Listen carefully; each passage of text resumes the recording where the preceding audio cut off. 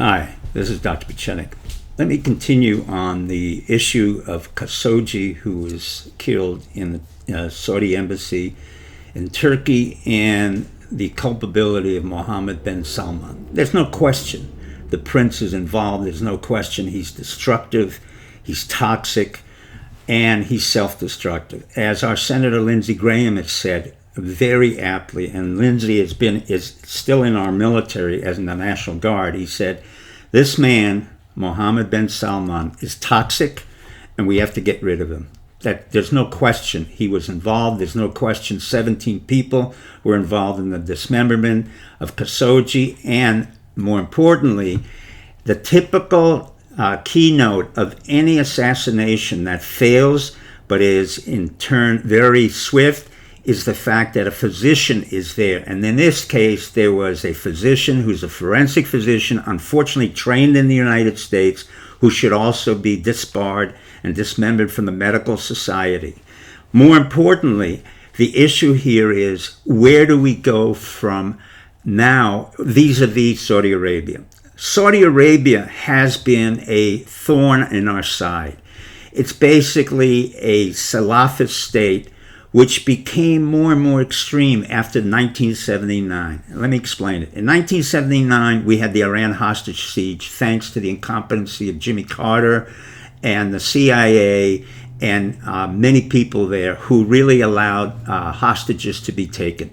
But equally important was the fact in 1979, Mecca and Medina were taken over by extremists in the Saudi Arabian religious group who demanded that Mecca and Medina be controlled by the Salafists. In turn, the Faisal family, the Saudi family, which was in charge, remember this is not a nation state, agreed to have the country move to the extreme right, to the extreme religious right, and create mosques all the way from London, New York City, Washington, D.C., all the way to Kabul.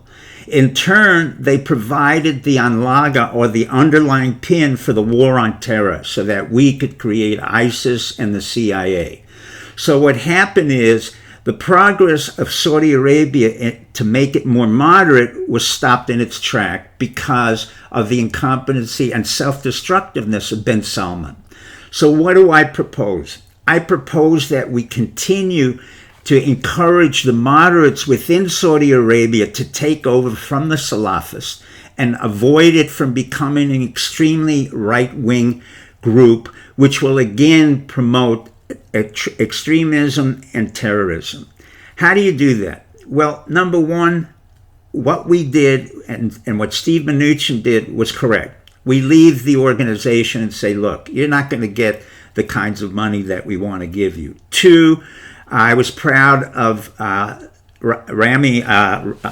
Emanuel, who is my agent at William Morris Endeavor, who refused to come in with $400 million to improve William Morris Endeavor. I was also proud of the fact that we will take the necessary steps in order to punish Saudi Arabia, but at the same time, we have to understand one thing. We have to encourage the moderation of Saudi Arabia through its women, who have been given the rights now to drive, the rights to attend the soccer stadium, the rights to be somewhat more free than they were before. It sounds ludicrous, but nevertheless, this is the way we have to keep pushing Saudi Arabia into moderation. I would propose that our State Department, Pompeo, appoint a woman who is well-versed in Islam, may be herself a Muslim, who would become our new ambassador to Saudi Arabia. We do not have an ambassador to Saudi Arabia. I know we have a very good DCM. I know we have a good embassy there, but we need somebody to moderate and to be a model for the Saudi women who will be the backbone of this movement to moderation. I, in my own mind, had the name of a young woman, an American woman, who is three-time winner in the Sabre Olympic national goals, who has been an African-American Muslim, and her name is Ibit Haj Mohammed. I think she would be a great ambassador. She's only 32 years old. She is a Muslim. She wears a hijab to the saber contest, and she knows Islam as well as she knows America.